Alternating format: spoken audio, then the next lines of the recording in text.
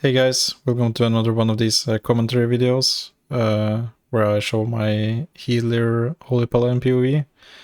As I said in the last video, I wanted to go through one of my runs in City of Treads.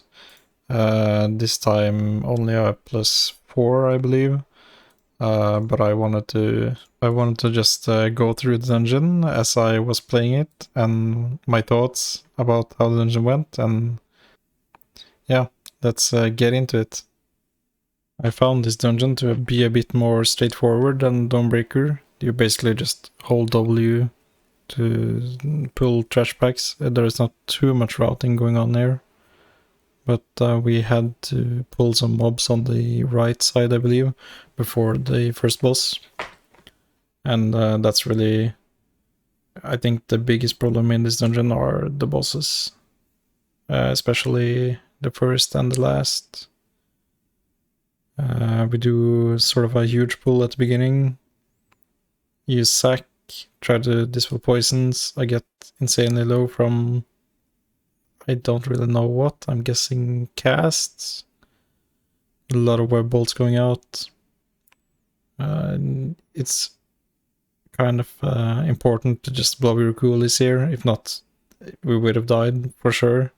So, or mastery, sacrifice, beacon of virtue if you're running virtue.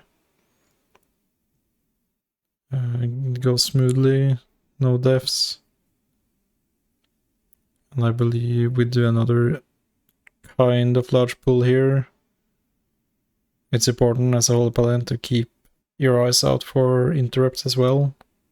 Since this time I actually have the correct talent spec, so I have the rebuke, dispel the debuff, which will send out the balls. You don't have to dispel it, but if you dispel it, you can kind of decide a bit more when they shoot out. So I think he shelled that, and the magic shelled, and it kind of just blew everywhere. So people are going a bit low. But it's also important to aim your Holy Prism at the enemies when you need group healing. Because it will heal all your allies if aimed at an enemy. Silk Binding, I think, is the priority interrupt here. Unless they will be... I think 2 members of your team are going to be severely slowed, and you'll barely have time to get out of the frontal. I probably should have used Freedom here. Would be very nice for the people who were affected by Silk Binding. But the thought didn't cross my mind. I think generally Freedom is a bit hard to use without proper knowledge of the dungeon. And this, I believe we did this on a +6 earlier, and it was obviously way harder, and the last boss totally caught us off guard. But my familiarity with the dungeon isn't too great. If I remember correctly, I actually end up dying on this pull. Maybe the next one. Again, there are some smaller poison dispels here you can do. I don't think they're very important. They don't last that long, so I haven't actually checked what they do. Yeah, and this is another pack where we're really just doing it for a count. It's kind of on the side of the first boss. To the side of the first boss. And yeah, I get stunned inside the pool, and I didn't have a way out. My Divine Shield was still on 1 minute cooldown. Thankfully we have a combat dress pretty fast. And I think I managed to salvage this without anyone dying. Just virtue and use your free heals. I get both the binding and the shadows. I think there's a lot of casts going out there. I believe that's why I was stunned. But it was hard to keep a focus on interrupting when there was kind of heavy damage going through. I still think I need to work a bit on my gear. So the ads before the first boss here are basically nothing ads, and we get the orbs for the boss, which is nice. It's kind of a free buff. So the first boss here, it's really important to have a clean movement and communication with your tank. If you don't, the pool, which you'll see shortly, will just kill you in a couple of seconds. I believe in tyrannical like +7s and 8s. I think maybe you can take one tick. If you take any more, you're gonna go down. Dispulses are kind of hard. They're not gonna be pretty either way, but I found that dispelling one immediately is the easiest, because then you kind of spread. The two people who get debuff just spread, and then you dispel one of them, and you only have to think about dodging one set of balls at a time, instead of both of them timing out at the same time and covering more ground. So once I see they've spread a bit, I dispel one of them, and hopefully the other members of my group will be gamers and dodge them. So another pool, we have to move. Thankfully we communicated quite well how we wanted to move before pulling the boss. So that's nice. Once again, we're getting a little bit tight on space here, so it's important to really watch out for those orbs. More AoE damage leading into another pool. We are able to move the boss and take him down. Now begins the well, annoying phase of the dungeon. It's not too bad, but the spy phase. And a neat trick here is that you can always pull the first spy, because it's always in a set location. So I usually just throw a judgment at him and get him into the group. It doesn't seem to have a cast or anything, so it's pretty easy to just do a ranged pull to save a little bit of time.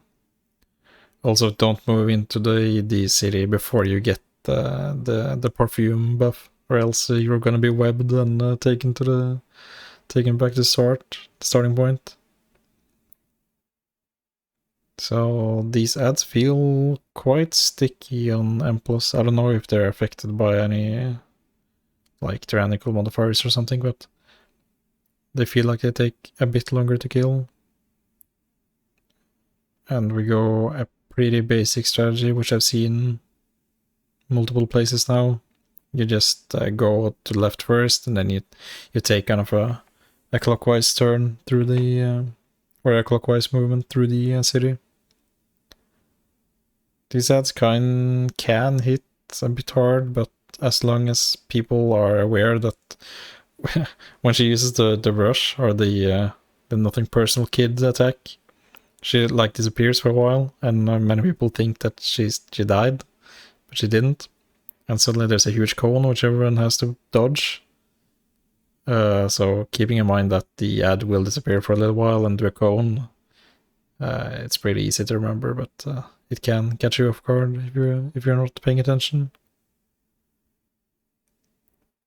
So we need to find the third spy, which will be in the eastern portion of the city.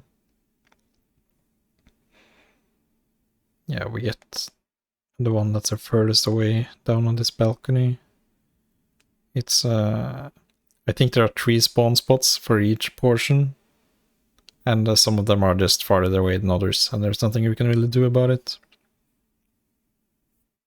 But as soon as you figure out which one it is, just throw anything at it, just a judge, holy shock or whatever. As long as your tank is in range, you're good.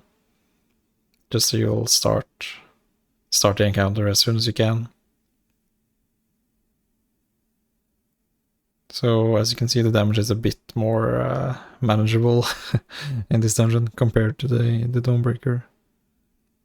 It is a +4 instead of a +5, and I think we are starting to get appropriate gear, or this level is a bit more appropriate for the gear level we're at. So we move through the middle here to the western quadrant, or the western portion of the city, and I don't know who pulled it, but we managed to pull the retired lord ad, and he's a super slow ad, so we weren't quite sure what to do with him, but we decided we basically have to kill him, or else we're gonna be stuck in combat forever. If you don't kill him, he's gonna walk toward you menacingly forever, and you can't drop him. So if you pull this guy, you just have to kill him. He does a couple large AoE moves actually, so you have to be awake for this guy.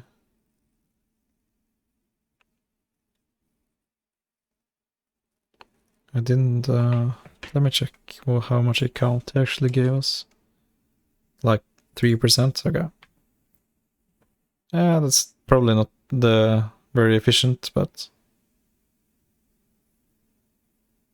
I think it allows us to skip maybe an extra pack before the last 2 bosses in the necropolis-like building.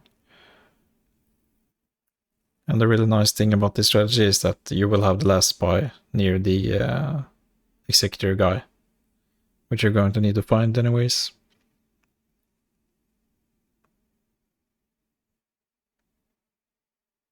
So at this point, you're just saving all your cooldowns for the next boss, which isn't too bad, but has a lot of dodging involved. So if your party isn't that good at that, you have to maybe spend some cooldowns. But I don't think you should use Aura Mastery for this boss,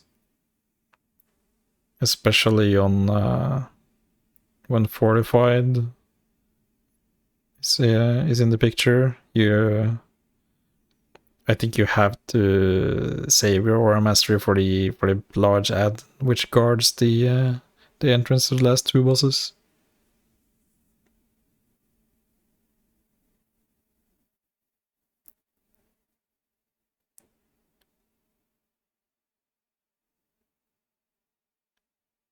Just a bit of RP that you have to wait for. So this boss has 2 targets, and they are moving a lot around, so keeping a concentration down it's pretty hard to get like double 2 target value, but you just have to try to pump as much damage as you can while you have the chance. Some important mechanics to remember here are there's a tank soak. Oh god, I think our warrior got aggro there, pull aggro. There's a small bleed, which you can pop away if you really want to, but it's pretty short, so I don't think you have to. Maybe on a higher key. The sickles go out. Yeah, just make sure to not stack. I pop over Retro here to heal us back up, and dispel the ones you can. I believe it reduces their haste or something, so if they're a caster, they're gonna be whining about dispel for sure.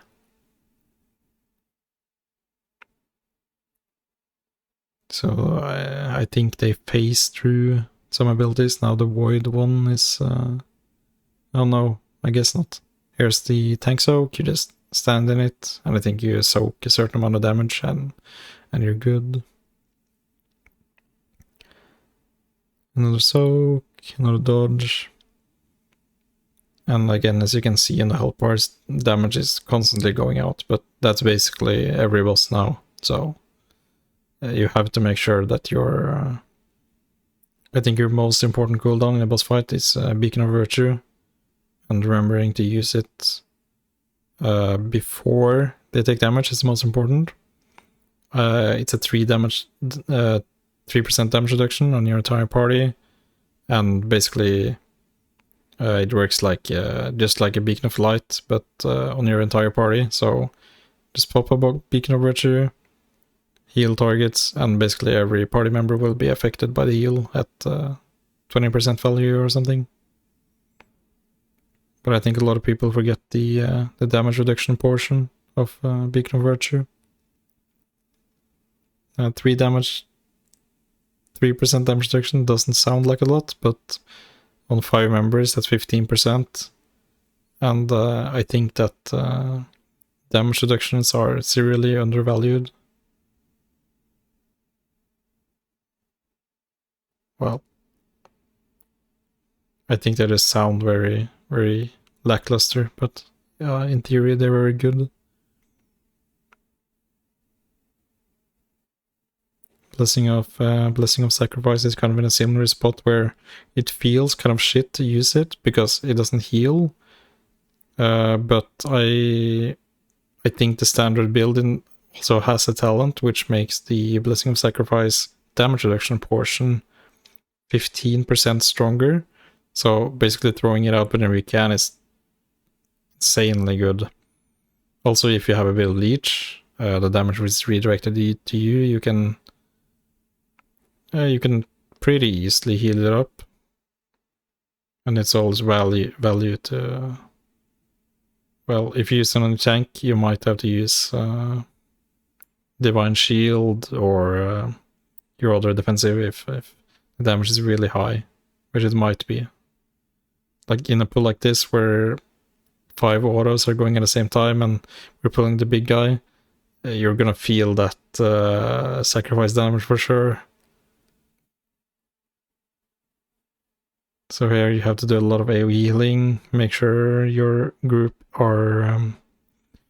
is dodging the swirls here, because I think if you get hit by even one, you're going to die because there's a lot of AoE damage already, and you can only poison the spell like 2 targets probably. Make sure the mending webs don't go off. Now we're into the kind of the it's not a boss rush, but there's not a lot of trash in here. There's basically one hallway of trash, a boss, another hallway of trash, and then the boss. So on Tyrannical, make sure to save most of your cooldowns for the both the bosses are kind of hard. I think the last boss is the worst one, but you definitely need to have mana first of all, and Aura Mastery shouldn't be needed, but again you have to use your Beacon of Virtue pretty liberally, because especially if the balls aren't soaked on this next boss, the huge aberration monster blob guy, the pulsating AoE is just insane, and you have to do everything you can basically. Definitely use Avenging Wrath.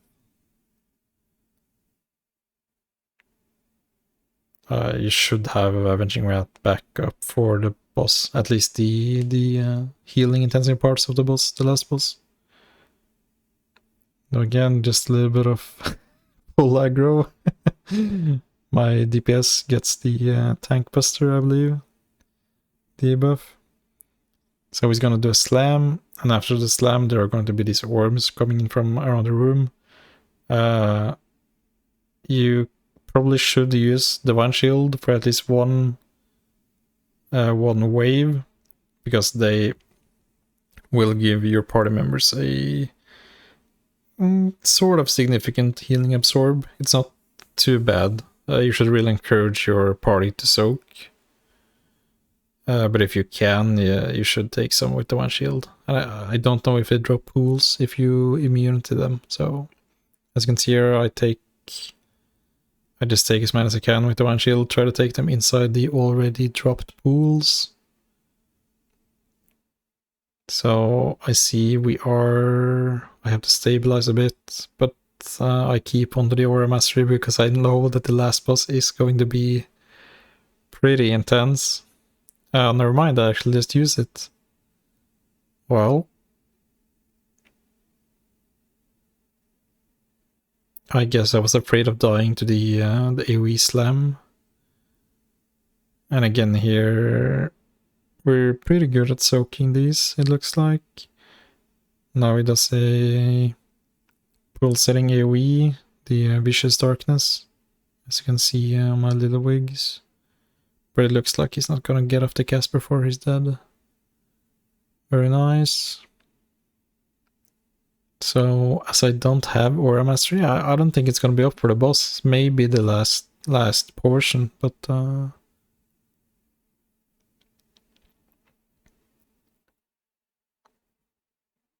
this pull is nothing special. You probably should go into the boss room and start RP.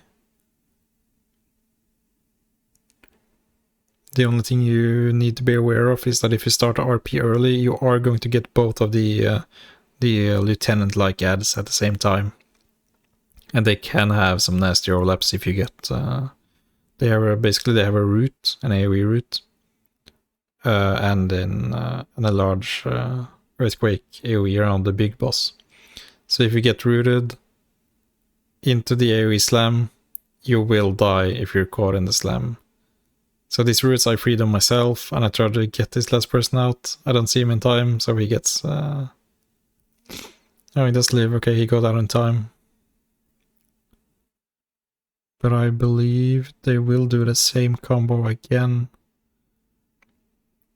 And it's really, really important to get out. So try to stack with these and just get the routes down as fast as possible. Free them yourself or another party member. Here you can see I'm the one who gets caught. I actually don't know why. Was I slowed? I used... No, okay, I didn't actually use freedom. Oh well. If I had, I would have lived there. So I usually freedom myself because it will both counteract the route and any eventual slow you might get. I guess I was just a bit slow on the freedom. So once this guy goes down, the last boss will spawn. And my mana isn't up to par, so I ask for a break. Just I think I mentioned this in the video last time, but you should aim to have at least 50% for some of these bosses. It depends a bit on how liberal you are with your virtue, because your beacon of virtue does consume a lot of mana. But yeah. We're pretty comfortably timing this, I think, so... We also had to walk through some of the strats since it's basically the first time we're here, at least. Well, me and the tank have been in before, but the DPS, I don't think I've done this on Tyrannical. So the main strategy here is just group up and move as a team, either clockwise or counterclockwise, just to make sure that these balls are you have like control of where they move from and to. Free them the routes, which just came out there. There's also going to be a lot of AoE damage here, both damage over time, in the form of that splice cast, which I just saw. It's basically just a group-wide dot, which you can't avoid. And the slam will do damage, even if you're not standing in it. So that's a bit of AoE damage to look out for. Not getting hit by balls is the most important part. The tank will be targeted by the tank buster, which isn't too bad if your tank uses a defensive.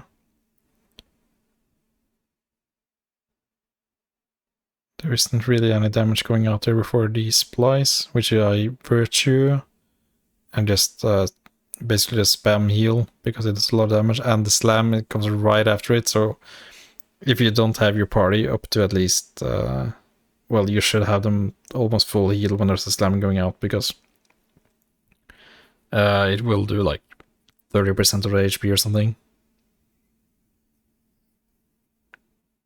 So once you kind of understand the timing of the mechanics, it's not too bad, but there's still a lot of damage, so you have to be very like specific about when you use your Beacon of Virtue. Right before a splice or right before a slam. And I think if anyone gets hit by the ball, it's game over. So you have to be like really stacked and really aware of where they're coming from.